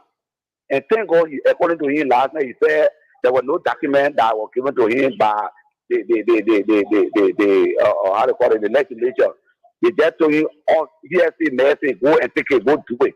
Thank God. The same thing that happened to Bernie Samakat are coming to them. So we know, honorable Cummings, that thing what you're doing there is just talking yourself. That audit report or whatsoever investigation you went through it for yourself. Just packing your suitcase, but now for Liberian court. So we still prosecuting Cummings. The child again here, you can see, and we're looking at you people, logically, they 419 government will make sure 2023 they go up and they will pay for everything that they have done to the Liberian people. Thank you this morning for the program. Thank you so much. I will take this other person on the line here. Good morning. Good morning. Is this a Costa Show? The Costa Show. Your name is joining us from? Yeah, I'm Abraham. You guys are calling from the States. Buakai, the borough initiative, the finance minister have carried it to the road fund already. Borough initiative, because that's what you can see. I think one thing Costa was saying, I already, sat down and I was thinking about is that these people, when you put them into power, when they're in power, you have no way to see them. You have no way to talk to them because they have the belt around them. Those that will be around them, they will start seeing you as the evil spirit. So the only thing here, we just pray to get somebody who will get this country in mind, who will get the country in mind. And one thing I want to say is that if whether the ambassador Joseph Boakai will be able to have the war crime code and to open this code around, This is what we're thinking about right now. Because when they get in power, you have no control now. You know? And these guys are in the whole system. They are so guru. The corruption system you see in our country, that's so guru. The country people kill those people. They kill the Congo people for corruption. Now they take over. You see? So I just want to say we got to know what we're doing. I got a second thought, you know. And I just thank you for your platform. Thank you very much, Costa. Thank you so much for calling in and making your contribution. We do appreciate your call. The phone lines are still open. 0770 102 102 86 010383 555 102 102. Still taking your calls. Keep them coming in this morning. And you will be live with us on the Costa Show. We still anticipate your calls. So we want to say something to you, right? So far, there's been as I said, Boga, we need to speak to call our gentleman today, Boga. Let's get some updates on the situation with the women in Oman. We've heard that the government has made contact with some of them, and they have established a chat room, a WhatsApp chat room, and they are in touch with them. Martina also told me, can we get Martina on?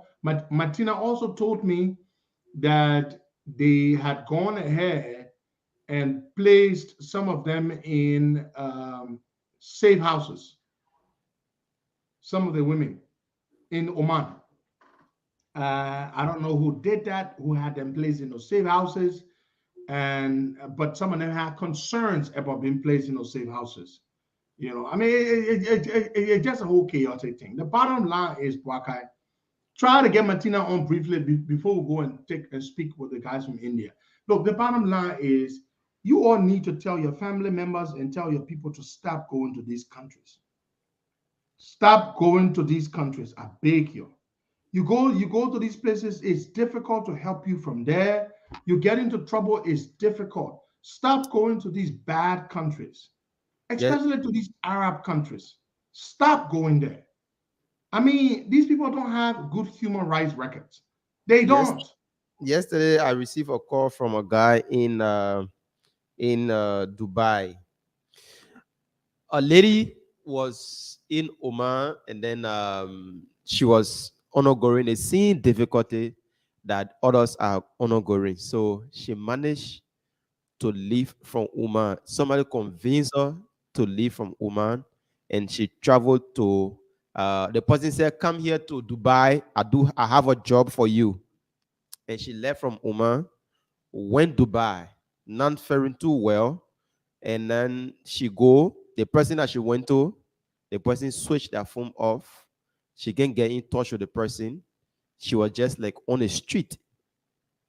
And an Ethiopian, and I think an Ethiopian now, somebody from Indonesia came across her, this Liberian lady.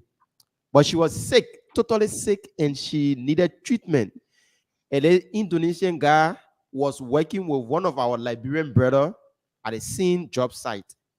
So he went and then told the guy, he said, "I saw one of your sisters. She said she's from Liberia, but you know, they are without talking. I'm not understanding it too clear. So you have to come and talk to her." So the Liberian guy went and because they go to the countries that they can't even speak correct or even communicate with the people. Yeah, but go on, explain that story. So the guy went and asked the lady, "What's the issue? What's the problem?" He told me he was going to call me this morning on the show, said to speak. I don't know if he's the one that calling here now. Let me see if I can take. Okay, this is not him. This is not him. No. Yeah, but finish the story, Boga, please. Yes, I'm interested. He asked the lady and say, "What brought you to Dubai?" The Liberian Ghana met the lady. The guy asked the lady, say, "What brought you to?" At that time she's sick, and he said to he now on a good standing in Dubai. The Liberian guy to now on a good standing in Dubai. So he asked her and said, "What brought you to Dubai?" The lady explained to him that, "Oh, I was in Oman working, but the condition there was not good for me at all. The people that they carried me to, they were treating me so badly. But somebody, one of our Liberian brother, asked me to come here in Dubai. He have a job for me. We've been chatting online. We've been discussing. So I'm here in Dubai now to take the job or start doing the particular job that the person talk about. But as soon as I enter in Dubai, the positive form is off. I'm not getting in contact and I'm not well. I'm totally sick. Now, this guy, he has said to, like I said previously, he's not on a good standing in Dubai. He can't do anything. He can't do anything towards the particular guest situation. So he called me and said, oh, if there is means that we can raise funds for her, we do this. I said, my brother, the issue about raising funds, we can raise funds for people all around the world, but we don't have the power to take somebody from one country to another. Only the government can do this. So I will only flag the issue tomorrow on the show because we'll be talking about the girls in Oman. I will only flag this particular situation on the show tomorrow. Or if you can call in the lady, so the lady can explain what's really happening to her. So what does he want now? She's in Dubai. She got her passport, I presume. Yeah, she's not well. She's not well. She needs treatment. She needs people to help her so she can undergo treatment. I don't know what Afra you keep calling. Afra, I'm talking. You keep calling. Afra, what you say? Who is the Afra person? Yes, sir. Yeah, man, I'm talking. You keep calling. What you say, brother? No, sir. I don't want to participate in the show concerning. Costa, and this is not the only lady. Since I announced my number, for people to get in contact with me, those are in our sisters are in Oman, Costa. The stories that I'm getting are totally heartbroken. Okay. The ladies that are reaching out to me, Costa, there are too many explaining. Somebody are sending me videos, photos of the condition. When you see their condition, you feel bad. But the point about it is, what do we do? We supply, like I said, we supply a list to the government. You understand? We're not raising funds yet. My brother Victor Kaiser, you are right. We're not doing fundraiser yet for this project. We're not going to do it, Victor Kaiser. You are right. Look, Wagai. They want you, the government got to help them because we're not going to do it. Only the government can help them. We supply the names to the government. I'm told they set up a chat room. Now I said, call Martina. Let Martina give us an update because she spoke with some of them. Let's find out. But the issue is there are too many, Wagai. Yeah. There are too many of them all over the place. They're looking for jobs in these terrible countries, in these terrible places. We cannot help them. I'm sorry, but there's not much we can do. Somebody told me something. The agents are responsible for this. Most of them are not Liberians. Of course not. Ghanaians. Are not Liberians. They will come to you and convince you that, oh, I have a decent job in Dubai for you. I have a decent job in this particular country for you. They will convince you, but most often they are carrying ladies. Ladies, they are most often carrying because ladies. It's easier to exploit and abuse a woman than it is to do with a man. You understand? It's easier. I'm sorry it may sound sexist to you, but you know women and children are the most are very vulnerable. They are more vulnerable than a full-grown rusted man. So it's easier to take advantage of a woman. She's not physically strong as a man to withstand the rigors and all of that. And it's easier to exploit women. It's easier. That is why they're doing this. Mm-hmm. They're targeting only women. And then besides, they need them to do domestic work. Most of the people in these countries, they don't want men working as domestic servants in their households. They want women. They want them to cook and clean and all that kind of stuff. So that's why they are preying on these women. And these women too, they're not educated people. Some of them have never traveled before. Most of them have never been on an airplane to go anywhere before. Nope. Then your first travel abroad, you go to a country where you don't know anybody, you're not educated, you're not exposed. And so you are a perfect prey to be exploited. And so that's what's happening to them. Yeah, Martina, good morning, welcome. Good morning, Bwaka. Good morning, leader. Good morning to our many listeners. Martina, tell me, we want to know, since we passed the information to the government people, they told us that they have established communication with some of the women. Can you tell us what you know? Is it true that some of the women have they told you whether the government has reached out to them? Yeah, leader, I'm talking to them every day morning. I talk to some of them. After you send the number, and they told me that they are opening a group chat, that the people say they're from Liberia, they are the Liberian government people.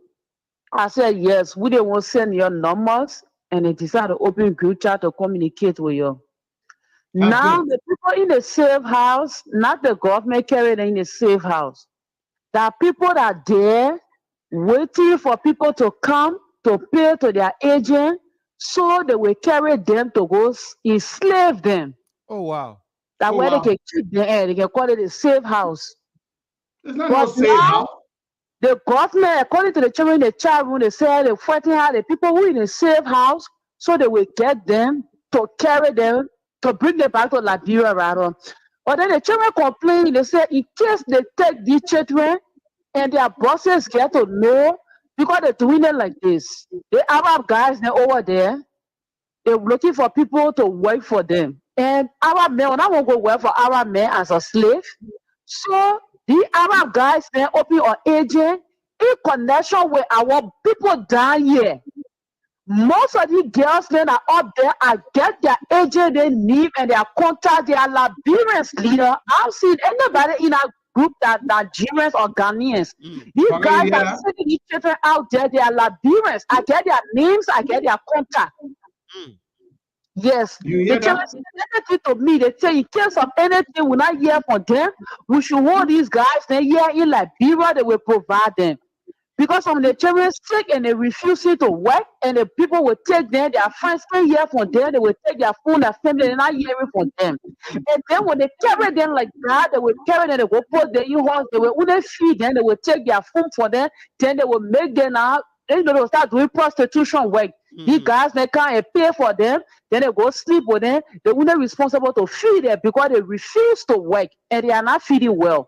But the agent is down here getting caught every month. What the people children are suffering out there, I get their name, I get their contact. But we ready to go do the arrest. The government want to help, but one time I wanted to tell leader, let leader communicate with my girl and the president, let us see how best we can get the agents then here. I get their names and their contact. But let's do that, Martina. What you been waiting? What you been waiting for? Even last night the children were crying. Let the agent help to bring the people back. He said she's not feeding well. She been completely 2 weeks. Her boss Martina. Hello, Martina. Yeah, hello. Yeah. Martina, you got the numbers of the agents. We will speak with the government people after the show. I get most of their number, the agent and number. I get their numbers, I get their names, even their location where they live in, I get it. Thank you. The government will have to hold them. We will turn it over to the government. Yes, the government has to hold them. Yes. Because what they did there is human trafficking, okay? That's human trafficking. So the government will hold them and they will assist the government to bring our sisters back home. We'll turn them over. Martina, right after the show, I will call Minister McGill. We will turn them over. You will carry all our numbers. You got everything. Give it to the government people. Let them grab them and let them assist to bring our people back. That's what we'll do. And Martina, tell the boys from India we are ready for them now. Okay.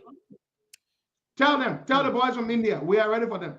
Now, folks, you see, Martina is just telling me this one, that we have the phone numbers and the names of the agents. Now, Boga was saying some of them are Nigerians, but Boga, yeah, Martina telling us the people, they are Liberian people. And it makes sense, Boga. It makes sense because they know their own people. It's easier for a Liberian man to convince a vulnerable Liberian girl or woman that he's taking her abroad to get a good job and she'll make money and she'll be living in the people's houses, she'll be able to save her money, and then they'll be calculating, oh, I can go where do they play there, and after a while I will turn around and I will come back. And so. You see that? Yeah. Yeah, my pa Prince Masakoi. He telling me Costa should stop the too much communication with Magio and Open Wea. Yeah, and you, my pa, you are Petro Costas, and you don't want to bomb me. I should stop communicating with the government people. You damn son of my swan.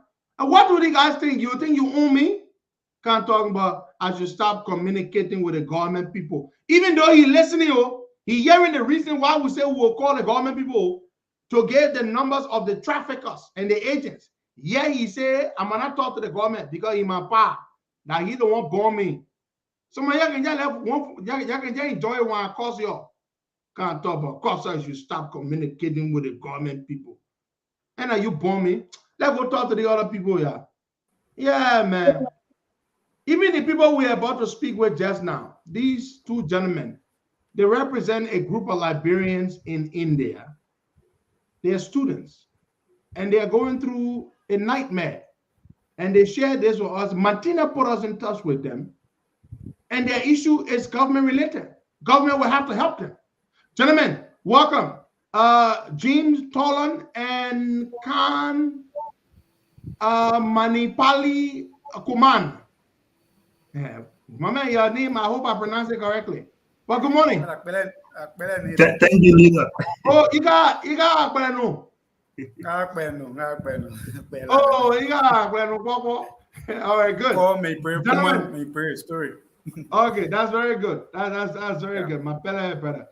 We are glad to have you both here. I'm sorry for the delay that we're only hosting you guys now, but Martina has made me well aware of the situation regarding your welfare up there in India. India is a great place to go to school. They have one of the best education systems in the world. But I'm told you guys are going through challenges. So James, we'll begin with you. Tell us a little bit about yourself and why are you in India and where in India are you? Thank you very much. My name is James Tolon. I'm a student of the IKG Punjab Technical University, reading Bachelor of Commerce with dual specialization in banking and insurance, along with diploma in computer application. That is fantastic. I'm currently in Punjab, where our university is, and we just had our first democratic election for the all Liberian students in India. And it's a pleasure to be on a platform, and I must appreciate you that this is my first time, engaging you. It's our pleasure to have you, James. Thank you so much. So James is there in Punjab province in India. That's predominantly where the Sikhs are from. Let's go to Khan. Khan, good morning. Where are you from as well? Where in India are you? Thank you, Costa. And like you said, my name is Paul Maipula Kuman. I am a student at Madhav University, Rajasthan, the largest state in India. And I am happy to be on your show today. It's all of us joy to be on this platform, a very popular one like that, where we can share the issues related to Liberian students here in India. And like James said, we have just concluded our first democratically election, and we were fortunate to have won. I am the vice president-elect, and we'll be talking more about our association, why we want the government to come in to help us in certain situations. And I'd like to, first of all, clearly state here that Liberians are not in totally bad condition in India, but there are issues that we want to bring to the attention of the government, so as to help us. And we thought your platform will be very important to appear on, so as to have our message going forward. So thank you so much. You're welcome, my brother. That's exactly why we're here. This platform belongs to the people. And so, we're glad to have you guys. And let me just ask a question, and I will go to brother Bob James Flomo the Fourth. Okay, before I go to Bob, my brother Khan. So let's just say that you guys are not government scholarship students, right? No, all of us are self-sponsored. We have been sponsored by our family and some people who support us. Yeah. Thank you very much. Thank you very much. So let's go to Bob. Brother Flomo, morning. Brother Flomo, Bob. Yeah. Good morning. Speak. We can hear you. Good. Bob, you probably have a problem. Your device that you are monitoring us on, you have to lower the volume or turn it off completely. It's distracting you. Huh? Good after. Speak now, Bob. Good afternoon.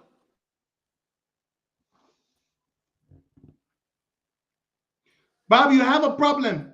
Lower the device you're monitoring us from. You have to lower that volume completely. It's distracting you. Lower the volume of your device. Good morning. Good morning, Henry, up here in India. And good morning, Liberia. The president students in India. It is a play on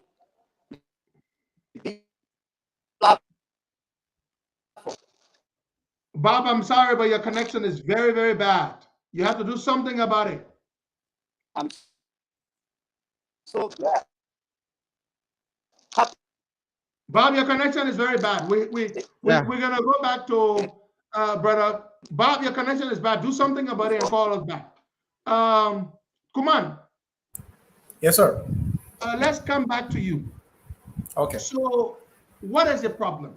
I hear you have a number of issues that are affecting the student community in India. What are those issues?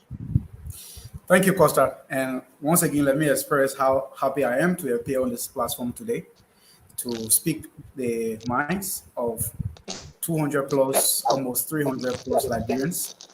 And like you are aware, most students are coming over to India, Liberian students, to study. And like you said, India's education system is very good.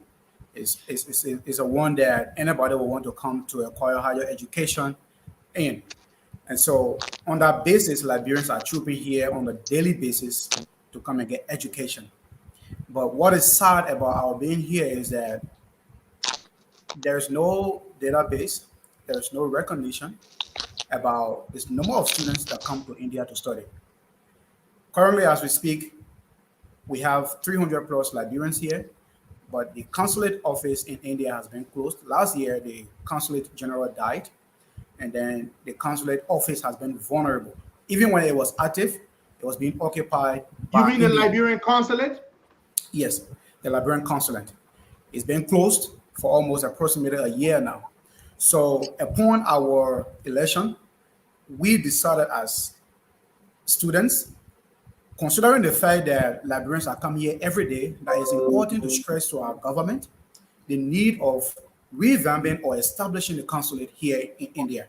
So amongst many of the things that we want to do as student grouping, the major on our platform is to call the attention of the government to see how best they can establish that diplomatic tie with India so as to revamp and establish the consulate where not an Indian will be or will be seated, but a Liberian will be seated so that we can easily communicate with the person. Some of the reasons why it's important to have the consulate is that India is a country, they have some strict rules. For instance, when you come here, the issue about your resident permit, your passport has to be intact and has to be ready at all times. So some people come here and their passport is like expiring to like maybe a 1 year, they have 1 year expiration date. So when you remain here and your passport expires, it becomes a serious challenge for you. Once your passport expires, you cannot update your resident permit. So that is if you go anywhere, any gathering, you've been grabbed by police, whether you show a student ID card or whatever, they're going to detain you and they're going to have serious problem with you. We do not have smooth access to renew our passport when we remain here and it expires, And besides, there are some Liberians, one way or the other, knowingly or unknowingly, will fall into some problems. The government, sometimes the Indian government grab them and send them to jail. That is not to our knowledge, most cases, because they don't have anybody to go out to. First thing, when you have an issue here, Indian man is going to take your phone from you and send you to jail. Who are you going to contact at the point? They ain't going to contact you. You're not going to have the access to contact anybody. So you will be in jail or whatever. No one is going to know your whereabouts. And we are student groupings. They only know us here to be students. We come here for only study purpose. We do not do any work here or stuff like that. So if these issues arises, how can we have our brothers being spoken for? How do we have those issues being addressed? So that's how we as student grouping have deemed it necessary to put ourselves together under one umbrella called the Association of Liberian Students in India that will call on the government to establish and revamp the association, the embassy or the consulate here in India. So that's our major call. So on applying this platform today, that's most of what we're going to be talking. And the issue about maybe requesting for funds to have our government, our association running is also going to be stressed because no association runs without government. We intend to have a website where we can promote the association here. We can clearly establish a communication channel so that we'll be students from Liberia. We have and be clearly informed about how students come here to study. Yeah. So quickly, before. No, go on. Okay, finish the point. Quickly. So before we came on your show, there was an issue raised, and all of us is the concern of all of us, like the issue about the students in Oman. As we speak to you, there are Liberians in Liberia that are misinforming our brothers and sisters about scholarship in India and other job opportunities. And that's one of the things our government is against. And like we said, the issue of us establishing a clearer communication channel and a website is to clearly define or to clearly send a message of how education or coming to India to study is being done so that people will not have people being fraud on the issue about coming to India from these bogus agencies. So that's just the basics, and we will address most of these things in questions that you've been posted. Thank you. Thank you very much. James, let's come to you. So thank you. When the consulate was operational, and for example, your passport would, because some of you are these programs, your academic programs you're in, they're for years, right? 3-4 year programs. Yeah, for my program it's like 3 years. 3 years. So chances are your passport will expire while you are there. And so do you have an idea what led to the consulate shutting down? Have you guys inquired to find out why, what happened? James? Are you there, James? I think James's connection is freezing. James, are you there? Okay. Let's see. I think he's having issue with his connection. Yeah, even Bob is having connection problem. Bob, your internet is probably very bad. But to just quickly respond to the question you asked, Costa, was to our knowledge is that even before he died, is that they weren't really active. Like they had only Indians working there, so most of our concerns were not being addressed. So the major issue on why the consulate office got shut down is because the consulate general died, and because there hasn't been that strong and cordial relationship between Liberia and Liberia being aware that they have a good number of citizens here that they should speak to that. It has just been dogmaed, and everything about us has just been here. And when you get in a problem, you're going to settle it as an individual, which is most likely not a suitable case for us. So that's just a major reason why. So we are calling on the government to revamp the consulate to see how best they can bring it about. Okay, let's come to you, James. So, yes, I think when Bob is entering, there can be some shift. Yeah. So James, listen. So when, for example, let's speak in a hypothetical scenario, if your passport were to expire right now in India, what are your options? What would you have to do to get it renewed? You take the initiative yourself. You have to send it through DHL, and you contact a relative back home to process it at the Ministry of Foreign Affairs. So in that process, you may not even get your passport on time, and then you encounter a problem here.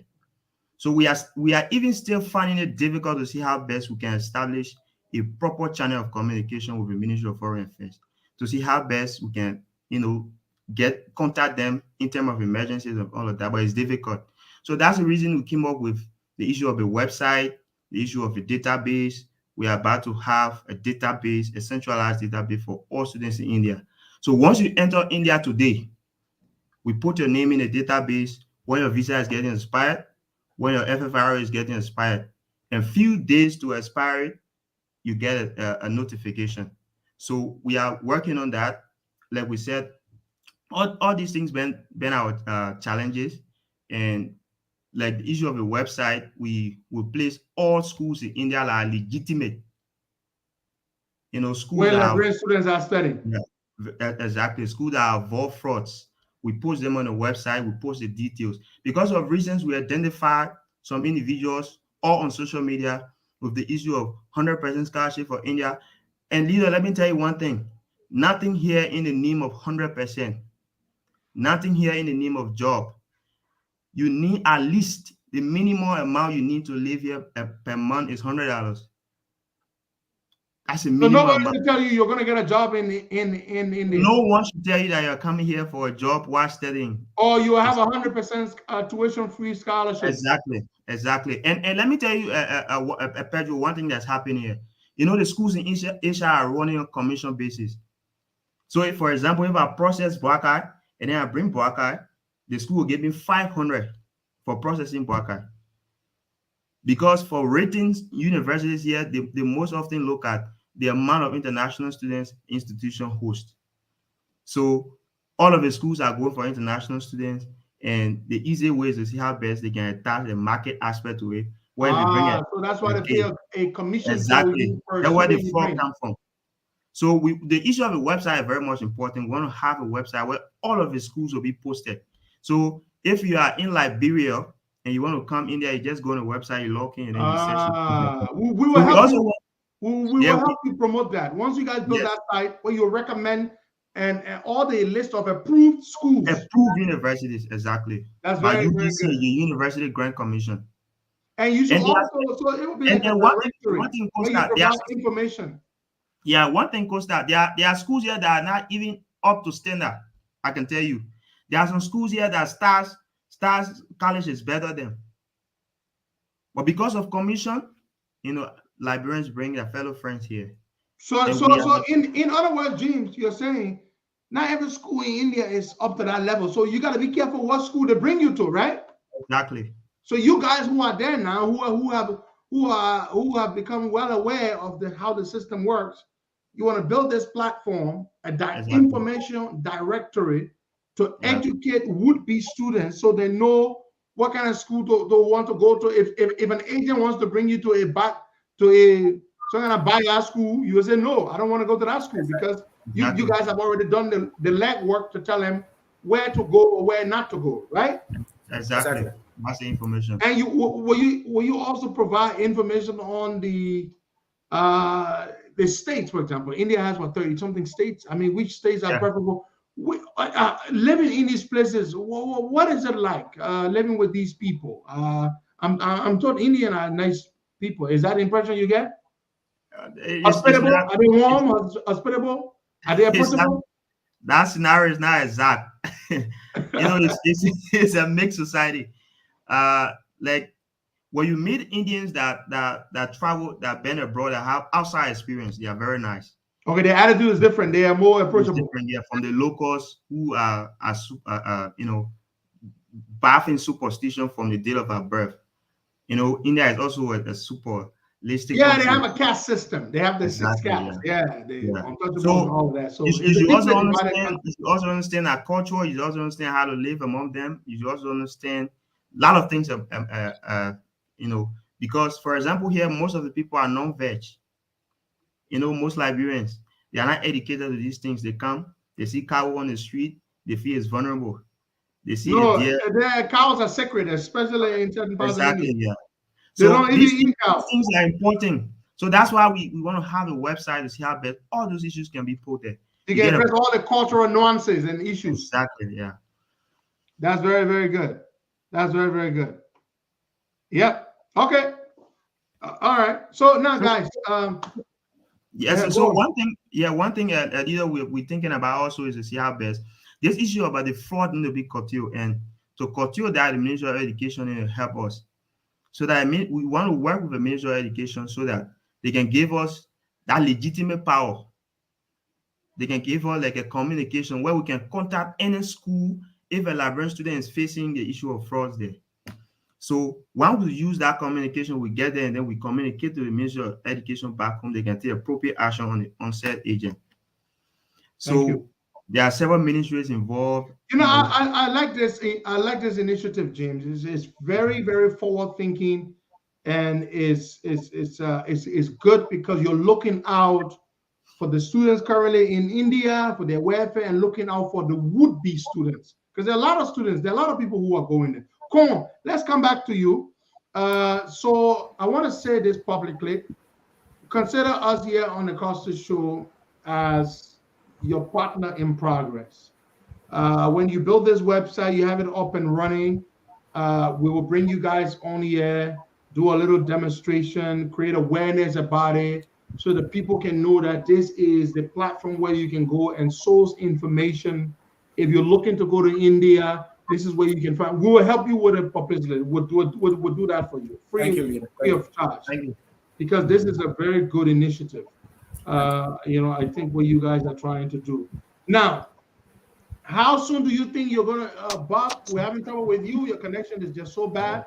How soon do you think you guys will have this site up and running? And as far as the issue with the consulate, we will convey that to the government folks and have them look into it and see what they can do to have this consulate back up and running, so that it can alleviate some of the challenges you're having in renewing your passports, which is a prerequisite in renewing your residence permit. So we will raise these issues with them, take these issues up with them. James, unfortunately, Bob, unfortunately, let's try Bob one last time. You've been giving me trouble. Bob, are you okay now? No, yeah, I'm okay now. I'm so sorry. There is a problem here.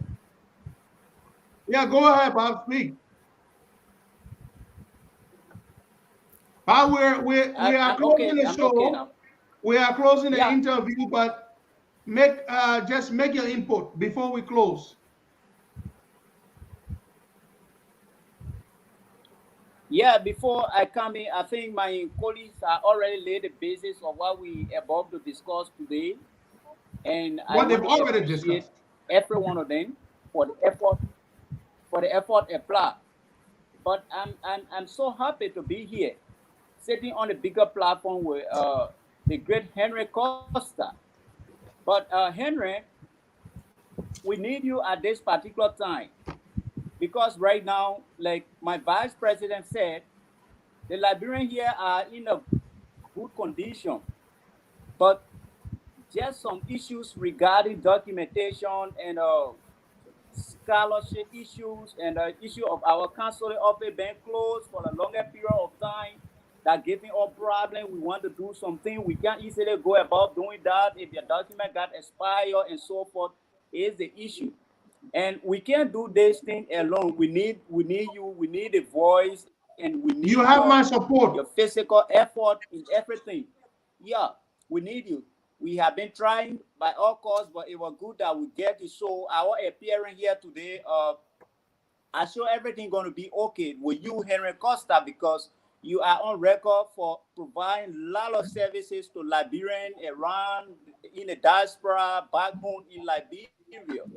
So I had one thought before appearing on the show. Let me just quickly get to that. You know the issue about the lady who was suffering. When she said, the day I will meet Jesus when I touch his garment, and then I will be made whole. So, but there's no Jesus here. So I thought that. No, but listen, Bob, I will support you guys in every way I can. We will support you guys to make this happen. The Costa Show will support you in getting the message to the government that the difficulties you're going through because the consulate has been shut down. We're going to make that. We'll send that information to them. We're going to also push them to see how they can resurrect the consulate so that it can begin to address the issues you have with renewing documents and stuff like that. Secondly, the website that you're building, we're going to help you publicize it. We're going to create all the awareness about it so that students in India and students looking to go to India would be able to access it to get information, and also the students in India, you build that one portal where they all can access information. And so yeah, so we're going to help you all the way. You have our fullest commitment. And I'm sorry that we are only communicating now, but you know it should have happened ever since. I get too much stuff to deal with all the time, and so it can be difficult. So my apologies for that. So we're gonna go around the room, gentlemen. When next do you want to come back here? What we're gonna do is when you have the website and one thing. Yes, Bob. Just say that before we go around so we can close up. Hello. Okay. Bob, we're having trouble with you there again. Brother Cone, let's come to you. When you guys are ready to launch the website, let us know. Tell Martina to give you my number, my WhatsApp number, so we can be in direct touch. So when you guys are ready, just let her know or let me know directly, and then you guys can come back so that we can launch the website and create awareness about it and stuff like that. Also, go ahead. Something real quick. Yeah, Costa, thanks for giving your support. One thing we don't want to forget, like we said, we are newly elected officials, and we've just got certificated. Hopefully, by God's grace, July 24th to the 26th, we're going to have our inauguration on the 25th of July, and then subsequently on the 26th, we have our independence celebration.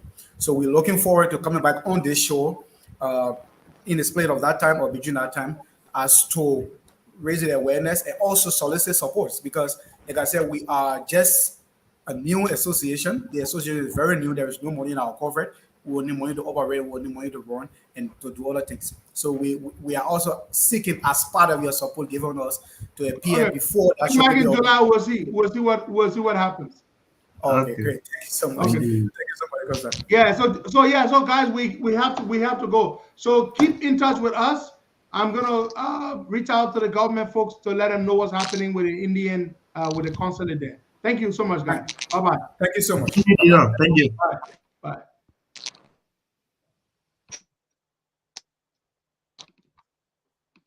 Boga?